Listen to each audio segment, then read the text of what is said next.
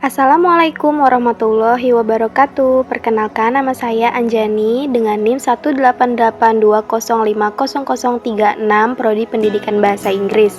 Video ini saya buat untuk melengkapi nilai ujian akhir semester saya dengan mata kuliah Pendidikan Agama Islam 1, yaitu materi ibadah syariah dan muamalah dengan dosen pengampu Bapak Son Haji SAG MM.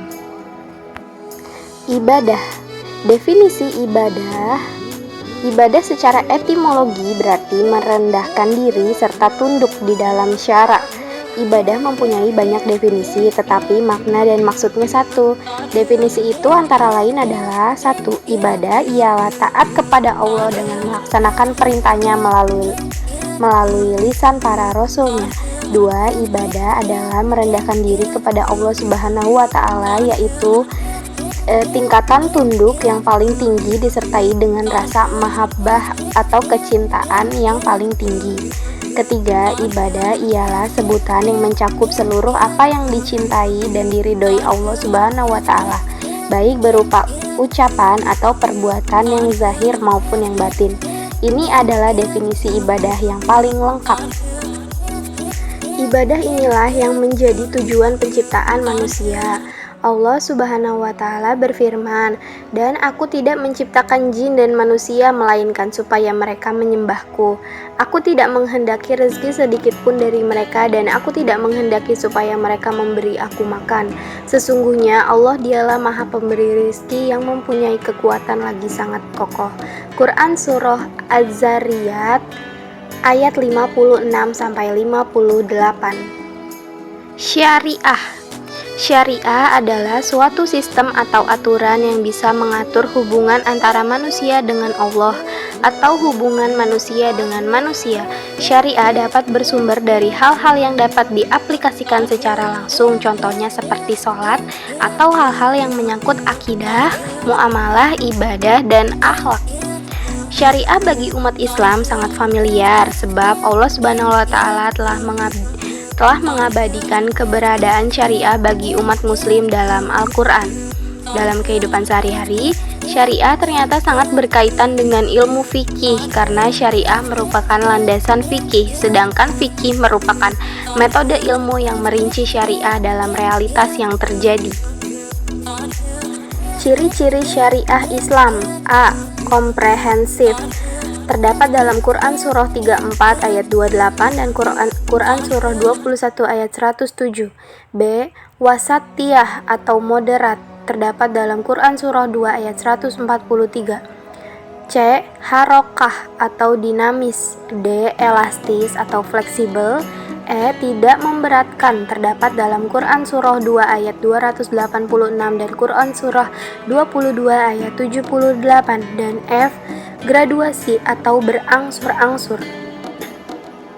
Tujuan syariah Islam memelihara kemaslahatan manusia dan menghindari atau kerusakan atau mafsadat baik di dunia maupun di akhirat.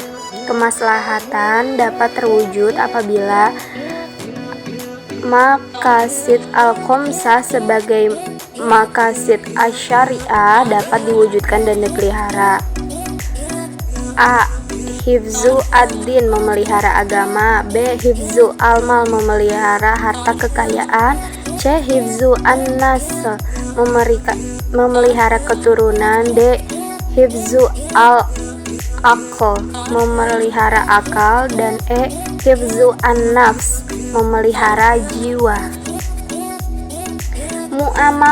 Muamalah adalah suatu kegiatan yang mengatur hal-hal yang berhubungan dengan tata cara hidup sesama umat manusia untuk memenuhi keperluan hidup sehari-hari. Contoh kegiatan muamalah diantaranya yaitu jual beli, sewa menyewa, utang piutang, dan lain sebagainya.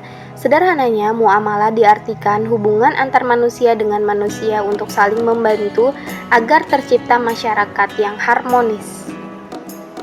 Cakupan muamalah yaitu 1. Jual beli dan riba. Sabda Rasulullah SAW pernah ditanya, "Mata pencaharian apakah yang paling baik ya Rasulullah?" Jawab beliau, "Penghasilan seorang dari jerih payah tangannya sendiri dan setiap jual beli yang benar."